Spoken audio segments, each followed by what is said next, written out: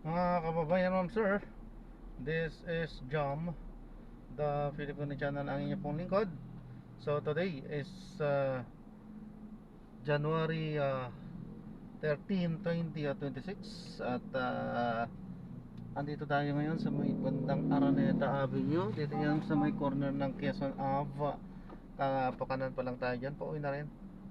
Dito tayo inabutan at nakakasilaw itong ambulance na sinusundan natin. Nakakasilaw ang ilaw niya. Dapat yung ilaw ng ganyan sana hindi sa ganyan nakakasilaw ng driver dapat yan pataas para hindi nakakasilaw ng sumusunod, nakakakos ng aksidente o dapat yung ganyan ang i-design ng mga nag-aano ng ambulansya. Hindi lang ambulansya actually, pati mga patrol nakakasilaw pag nasusundan mo sila. Dapat yung yan ang ayusin ng mga factory, ng mga designer, yung mismong ng ilaw, yung mismong liwanag niya. May kasi yan yung pinakaliwanag para hindi tumama sa mata ng driver na sumusunod at hindi mag-cause ng aksidente. Dapat yan pataas, it's either pataas or pababa, huwag sa side or huwag sa likod, huwag sa harap. Kasi check yun, may tatamaan na mata na mga driver sa harap, driver sa gilid at driver sa likod. So sa akin lang opinion ay dapat yan ay pataas or basta pataas or pababa, yung hindi talaga tatama. Kasi yung ilaw, yung mismong ano naman yan, kita naman yan ng side, harap at likod, kita yan. Lang yun, yung mismong tulad sa headlight ba, yung hindi ko kasi ma-explain ng mabuti yung pinaka-lente niya, yun tumatama kasi talaga sa mata pagka so yun mismo lang, yung mismong paano bang i-explain to, hindi ko yung yung niya, steam niya, basta yung yung tumbok ng light, liwanag niya, yun lang naman ang iiwasan.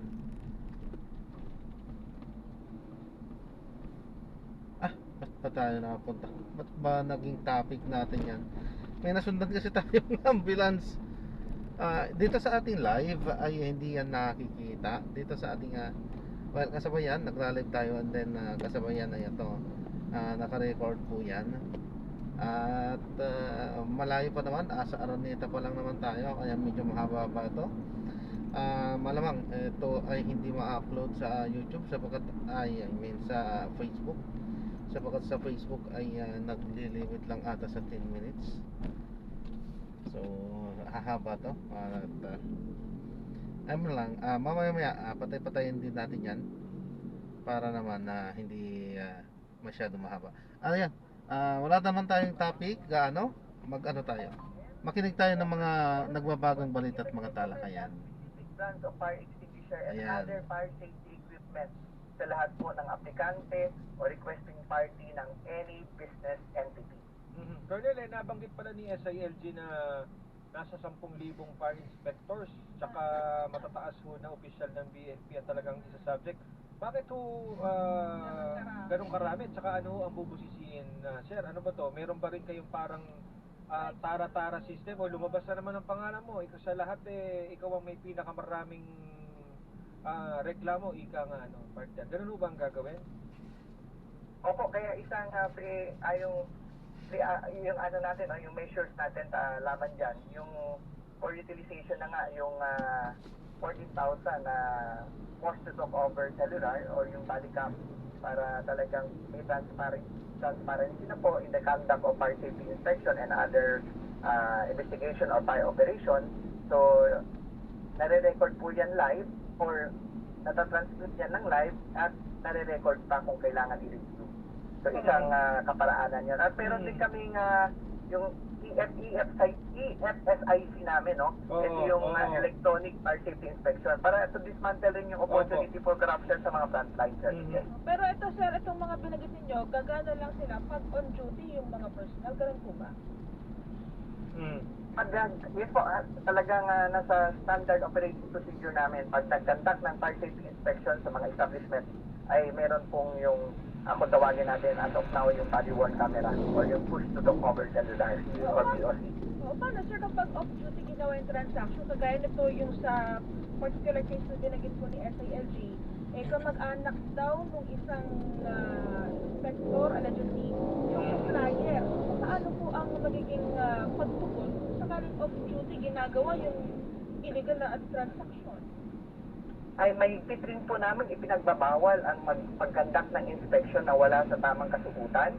Dapat may in proper uniform at may kaukulang inspection order at saka yung ating soon to be utilized na body worn camera. So i-report agad sa aming tanggapan. So yan po ang talagang hinahanap namin, complain na gano'n para matutukan namin at maimbestigahan at magkaroon ng hanggat maaari case build up at talagang may charge kaming pwedeng i-file.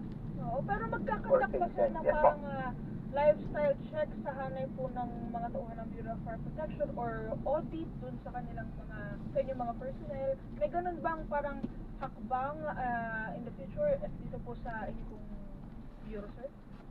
Yes po, the Bureau trusts this intervention sa mga ganon. I believe that this will lead to stronger and cleaner BFP. Isa yan sa very welcome po yan sa pag ganon mga intervention ng lifestyle check po. Oo, sir, mensahe na lang po. Baka po may mga mensahe kayo sa publiko or panawagan na sa inyong pagkakataon. Yes ma'am Marlene at Sir Jeff, maraming salamat no. So muli po, in our mandate to save lives and property, many BFP officers and personnel who are really honestly performing our duties and function. At natutugisan nga lang ng ilang iwaling kasama namin, the BFP does not condone or tolerate any form of corrupt practices and remain committed in the performance of our duty. Maasahan po ninyo ang aming patuloy na diwa ng aming serbisyo sa paglilingkod ng tapat, mahusay at walang hinihintay na kapalit. Alright, ito maraming salamat sa inyong oras, Fire Superintendent Anthony Arroyo, sa napagsalita po at Head ng Public Information Service ng Bureau of Fire Protection. Yes po, good evening. Thank you so much, sir. Ingat po kayo. Thank you, Bernal. Ingat po lagi. DZMM Numero 1 sa aksyon. Madilim. Katotohanan sa likod ng krimen, ating alamin at ating siyasatin sa Spot Report. Partner Report. ang sinasabi pa ni SILG parang may script daw, no? Yung sinasabi may parang systematic ang dating Correct. Ano nga, Oo. sabi nga ni SLG, bukod nga doon sa kanyang pamilya na bukas kulang, Nako. yung kanyang mga tropa din, yung kanyang mga barkada ay hindi rin nakaligtas sa Nako. modus mo masuturin sa partner na Oo, ginagawa nila. systematic partner. Ang term mo dyan systematic scheme partner. Kasi nga kung may script ka na, Yes. safe to assume matagal lang ginagawa partner. Kasi systematic na may script ng sinusunod sila Correct. Di ba? Alam mo, tama ka din. Nakakalungkot Oo. din. Doon sa panagramdam ko yung lungkot ni Colonel, oo. dito ka, sabi nga niya, ganun yan pa rin naman, majority sa kanilang rank ay tapat at honest. Pero dahil nga dito sa ilan ng mga taong natutulisan yung kanilang hanay. Oo, hindi naman natin nilalahat partner. Kaya lang syempre, hindi ho rin biro yung amount na yung mga allegation Correct. Imagine marami hong parang hindi nagtutugma-tugma partner, di ba? Kasi kung ikaw, bakit ka naman mas kukuha ron sa triple na presyo ng fire extinguisher? Kung pinapressure Yun nga. Kaya nga ang tanong pinilit ba sila para dito ka sa amin? Kung hindi, sasabihin namin dadagdagan namin ng problema mo. Di ba? Parang ganun ang mangyayari dyan di ba? At saka malinaw, partner, na pag ni Superintendent Arroyo kanina, malinaw sa kanilang protocol, sa kanilang pamantayan at susunin, na bawal sa kanilang hanay ang pagbebenta. Actually, I understand sa lahat ng opisyal ng gobyerno, bawal ho ang magbenta dahil parang labag yan sa kanilang partner yung kanilang sinumpaan. Yan. Oh, ito parte ito, sabi ni quote ni Senator tuloy ni SILG. Sasabihin niya nung fire inspector kung ano ang nakikita nila. Kung wala silang makitang violation, ay right na rin din, kailangan ibigay na nila yung certificate at yung digital copy is to follow. So walang delay. So ang mangyayari partner ay meron ng mga script ito. So may script na sila. Sasabihin na nila na nandito po kami para sa fire inspection. Ito pwede namin sabihin, ito po pwede namin gawin. Oh, di ba? Ayan na. Oh, ito yung mananakot niya. Correct. Meron pa nga sa datos ng SILG din. Abot sa 15 billion pesos tayo nakukubra Hindi. taon-taon. Oo. Dahil dito lamang yan doon sa ginagawang illegal na pag-ibenta itong mga safety equipment. Oo. What more kung Partner, kung matatandaan mo, hindi ito ang unang, kumbaga sabihin na natin may napo na si SILG, di ba? Kung napadaan siya sa Makati, di ba, napagalitan niya yung mga nandoon. Bakit nakapark mga sasakyan niyo dyan sa fire truck? Paano kung may sunog bigla? Kayo pa mismo ang nagbabiolate, di ba? Teka muna partner, may mga utang tayo kahapon, hindi Ay, natin sige na, simulan hindi mo na, natin partner. nabati itong ating mga kasama sa 8 o'clock habit eh. O si John Pierre Miraples, nandito na. Magandang gabi po, Sir Jeff at Miss Marlene. At sa lahat ng taga DZMM, ABS-CBN News Family, watching po. si Police Major Helena de la Cruz, Ah. partner, sabi iniimbestigahan pa kung anong, bakit nagkaroon Sabi ng na, change of anong nag-trigger, ano? Nag-trigger. Kaya itong dalawa na ito, dawit sila doon sa, alam mo yung... Sa Bataan. Inaresto na- Bataan nga ba yun? Oo, sa Bataan, sa Bagak Bataan. Yung may nawawala, yan ba yun? Oo, yung naputasan yung lagayan siguro ng pera Oo. na kuhanan ng bilyon-bilyon ng halaga. Paano kaya nangyari yun, ano? Oo, at ano yung reason? Kasi ito sila dadalo pa lang sana sa... Hearing, PI, sa preliminary investigation na atin itong dalawa eh. Tapos Correct. nag-breakfast, ano? Baka ano... Baka bagong gising. Baka cause of delay, gano'n. Hindi, Grabe bagong naman gising. cause of delay yan. Pag bagong gising, di ba sabi nga magbiro ka na sa, ano, huwag na sa bagong gising. Oo, Pero parang hindi pa rin makatarong yun. Mananaksak siya. Oo.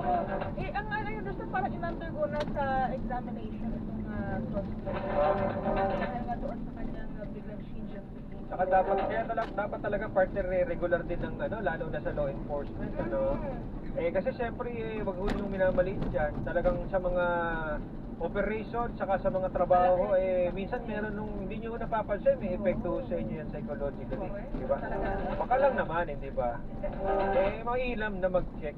Correct. Oo. Ito, nagbe-breakfast na sa ganong incident. Mapayapang almusal lamang. Buti stable na. Stable na. Stable na yung condition Mabuti. ng biktima. Siyempre, nakakonfine pa rin siya hanggang ngayon Oo. doon sa PNP General. Ayun. Samantala, 8:49! Babalik po ang spot report makalipas sa nilang mga paalala. Basta AM DZMM. Mula sa #1 Smart Dishwashing Base. Ang galing-galing mo, Smart dishwashing base ko. Pritong ulam na masebo, lalo ang pagero. Ang galing for everyday. Ganyan pag Smart ang dishwashing base. May double tanggaling formula. Tanggal galing ang sebo at bacteria. Pahit para walang pahiginis, fantastic kami. Dalang plastic number 1 to top. Ang galing-galing mo, Smart dishwashing base. Heavy duty linis, bawat pahit. Smart Dishwashing Base. Manufactured by ACS Manufacturing Corporation. ISO certified. World-class quality. Yolo Pascual po. Sa ubo at hika, may Plemex 40 syrup and bottles. Pero para sa ginhawang kailangan agad, may Plemex 40 capsule and blister pack. Madaling bitbitin, kayang ibulsa, gawa sa natural na lagundi na tumutunaw at nagpapalabas ng plema. Convenient na, ginhawa pa. Plemex 40 Lagundi and capsule. Basta Lagundi, Plemex. Easy. Vitex de Gunduel is the generic name of Plemex Forte. If symptoms persist, consult your doctor. Tanggal ang plema, tigil ang ubo. Maluwag ang paghinga sa Plemex Forte. Basta Lagundi, Plemex. Ang Plemex Forte Lagundi capsule ay mabibili sa pangunahing butika o drugstore na malapit sa inyo. Kapag nanay, kailangan maging magaling sa pag-budget. So, dapat nakatutok kami sa pag-asa balita para alam namin yung update daily ng mga bilihin, mga kailangan sa pang-araw-araw. DZMM Radio Patrol sa Ice Line una sa balita o sa public service. lang na mag-send ng entries ka barangay. Nagtrandro kay sa kana. At sa simpleng urinalysis, Doc, makikita na natin doon kung may infection or UTI nga po ang isang tao. Yan ang pinaka-basic na test na ginagawa, no, para malaman kung ang isang tao ba ay may urinary tract infection o wala, no. Hindi naman kailangan na unang ihi sa umaga, pwede namang ihi any time of the day, at saka dapat sinasabi na clean cut urine, no, yung kalagitnaan, hindi yung unang labas ng ihi. Kung hindi yung kalagitnaan na ihi, yun ang kanilang isisave at ma-examine sa laboratory. No? So, kung ano man nakikita doon sa urinalysis, kagaya ng leukocyte or nana or bacteria, doon natin masabi na ang isang tao ay may urinary tract infection o wala. At yung hindi kadalasang pag-inom ng tubig, Doc, ay maaari rin daw po palang makapag-cause ng UTI. Tama daw po ba yun? Tama yun. Isa din yun sa mga sanhe, no? Ang nire-recommenda ng medical community ay at least 8 baso ng tubig o fluid sa buong araw. Pag marami kasing liquid na iniinom ay nadadilute ang ihi, hindi siya concentrated, kaya mas maganda ang paglinis ng Ngayon, 26 liters, 1,430.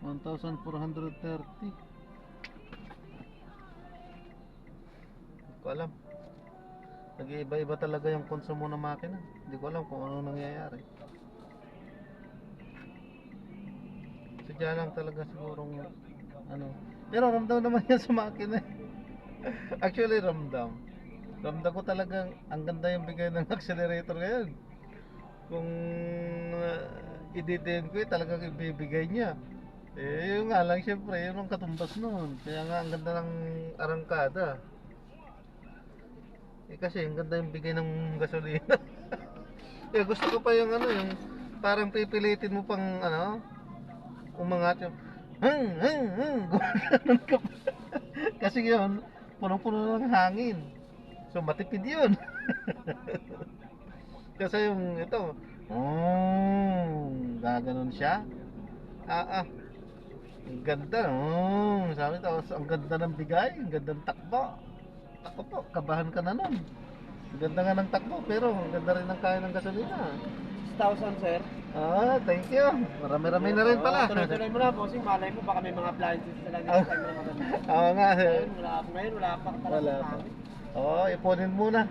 Sige, thank you. Yan, sir, Okay na. Thank you.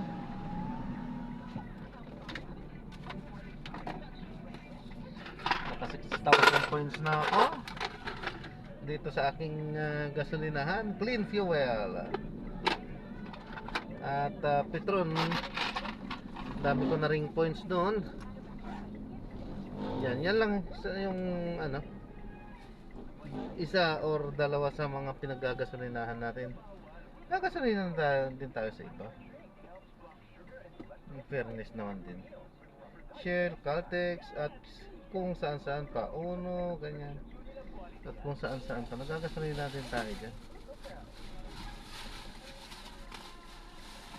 Pero syempre mas madalas kasi nag-ipon tayo ng points dito sa dalawa. Pinagpapalitan natin yan. Petron saka Clean Fuel. May points kasi. Syempre tayo nag-aano din sa mga points. Estratehiya din yan Di ba?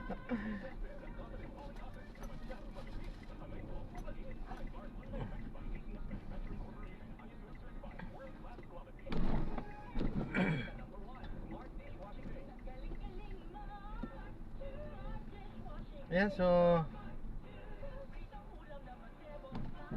medyo humaba na nga itong video natin, pati sa live natin humaba na rin. Sa TikTok, gusto ko rin sana sa TikTok kaso nga lang di pwede.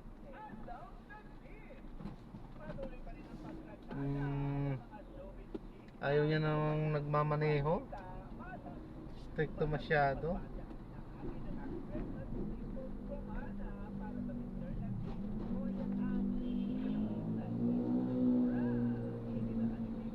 nasubukan pala sa YouTube. Mostly kasi pag nagdadrive ako at nagla-live, Facebook lang. Saka si TikTok, tinry ko nga. Yun nga. 2 beses ko na actually tinry si TikTok. Nagka-violation. Ayaw talaga sa pagmamaneho. Sabi ko, nag-update lang naman ako ng traffic. Hindi daw safe, sabi.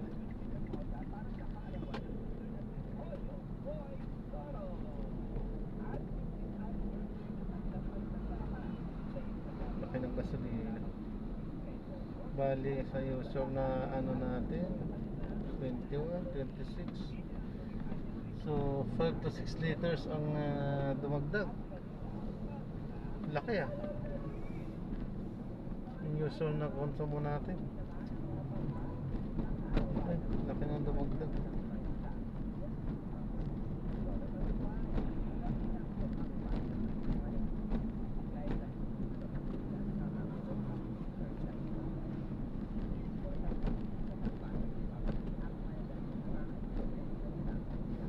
Napuwing ako.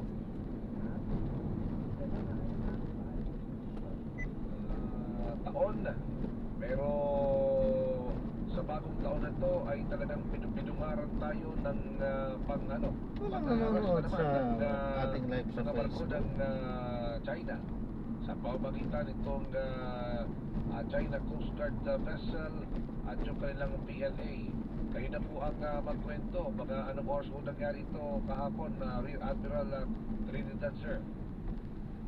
Yes, ito naman ay nabanggit sa atin. Alam mo, meron tayong close coordination tayo sa Philippine Coast Guard at sa BFAR.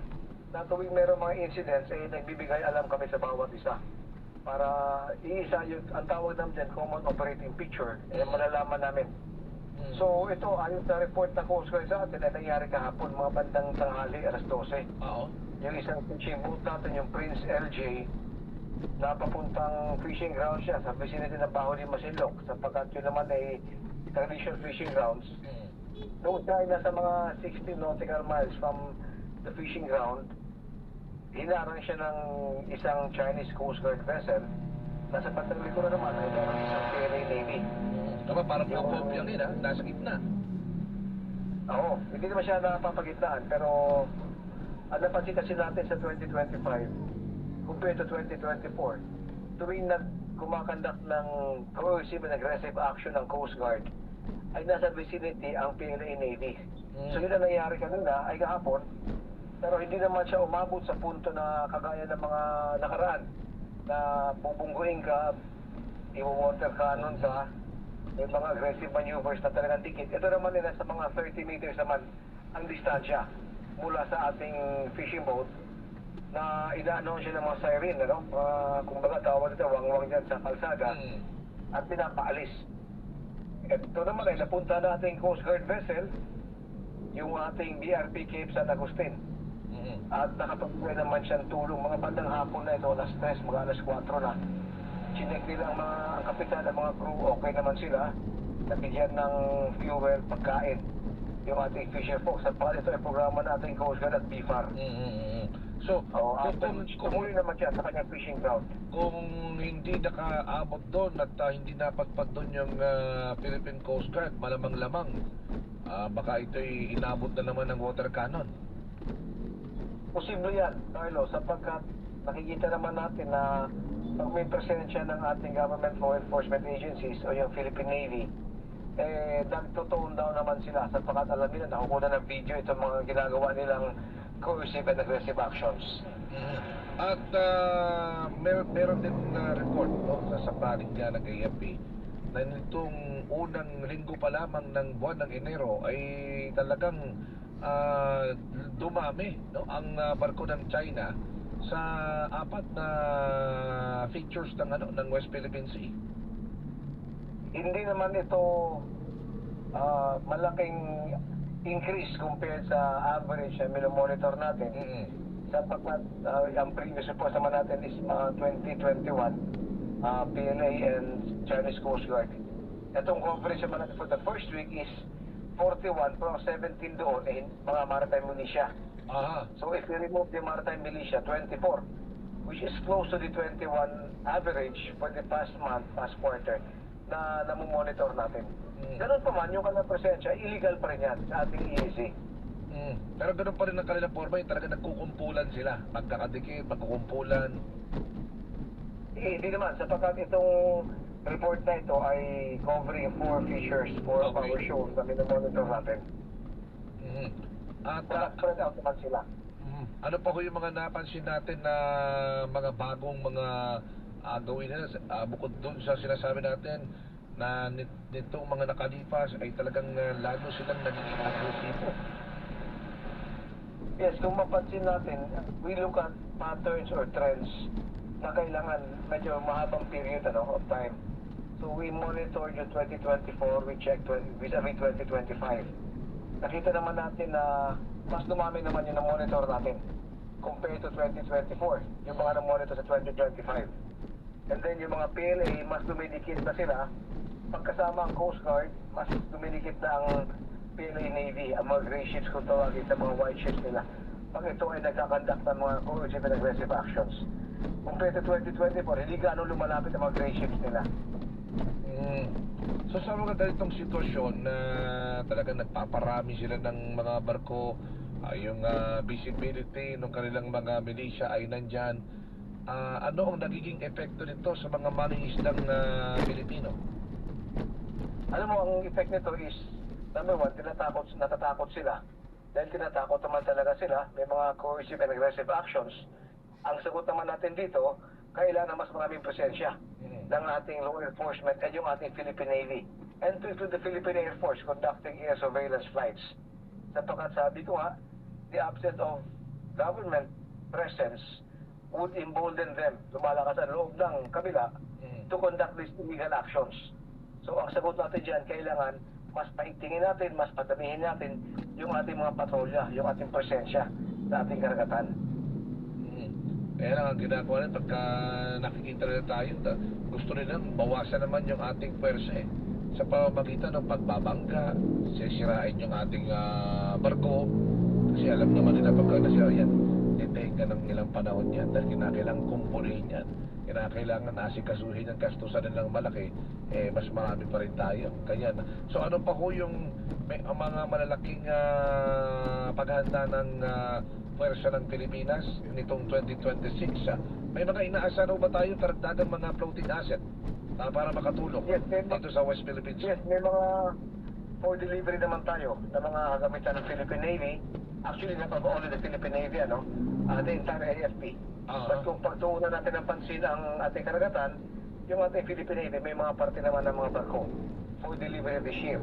Ayan. And ito ay makapagbigay pa ng dagdag pwersa para masustain pa natin lalo ang pagpapatrolya natin. At yung sa Philippine Coast Guard din na meron din nata, kaya lang ongoing pa yung pagbubuo dun sa Japan, may manggagaling dyan tapos meron din gagawin dito sa Pilipinas para dagdag floating asset din. Yes, Carlo, hindi lang actually sa Philippine Navy, pati ang Philippine Coast Guard natin, may very robust naman siya ng modernization. Ito naman ay suporta ng ating gobyerno, suporta ng mga like-minded countries na binanggit mo kanina, pati ang government of Japan ay very strong sa pag-support ng ating Coast Guard. Tuloy pa rin ba, Rear Admiral Trinidad, sir, itong project ng pamahalaan na habang nasa laot yung mga mangingisda, pwede natin bilhin o ang barko ng gobyerno yung kukuha sa kanila at bibilhin yung kanilang mga kanilang huli, no? Para Yes, manatili yung nasa dagat yung ating mga mangingisda. Yes, yan naman ay tuloy-tuloy ang paggawa ng Kadiwa program o yung pagbigay ng ayuda, pagbili ng mga fish catch nila para ang mga mothership nila, ika nga, yung mga carrier nila ay hindi na bumalik sa lupa. Doon pa lamang ay kinukuha na ng ating Philippine Coast Guard, BFAR, at sila na magdadala sa kalupaan para manatili mas matagal sa karagatan yung ating mga carrier, mga fish carrier. Ayun. At sa harap nga ng kanilang mga panghaharas, siyempre alam naman natin may mga kaakibat na kwento yan At may kaakibat na kwento ang China tungkol dyan, di ba? At ang kwento nila, yung baliktad na kwento, hindi ko lang alam kung meron pang nakikinig sa kanila o sila rin lang. sila rin nakakarating. Totoo yan. Pero we have also to understand, minsan ang target nila ay yung internal audience nila. In order to be able to drumbeat a sense of patriotism. If not, kung nakikita naman at maki-question ang ruling party, ang Chinese Communist Party, baka naman yung taong bayan nila ay umalsa laban sa kanila. So it's actually regime survival ang hinahabol ng Chinese Communist Party. Dahil nga dun sa, sabi natin, internal problem nila. Yes. We know na human rights is a big issue there. May mga issues laban sa mga cultural minorities sa kanila.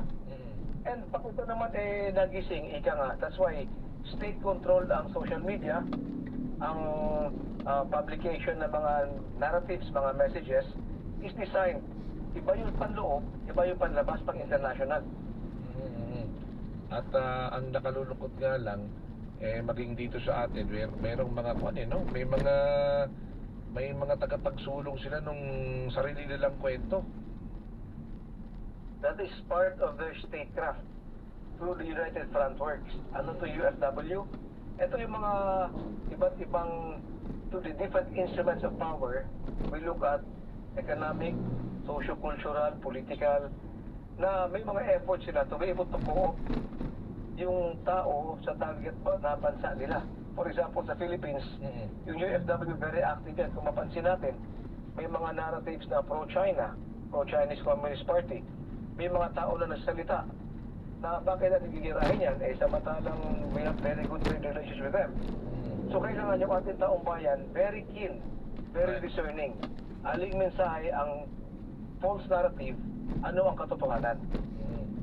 At ang kinakailangan, ang kanilang mapakinggan unang-una, yung istorya, narrative na talagang nagmula sa atin. At nakikita naman yan sa mga video, sa mga dahil kapag lumakad ang Philippine Navy, kapag lumakad ang Philippine Coast Guard, kapag lumipad yung ating mga aeroplano, ay nandyan may naka-inspect yung mga kasama. Nandito na po tayo. So maraming salamat po sa panonood. Hanggang sa muli, ingat. God bless. Paalam po.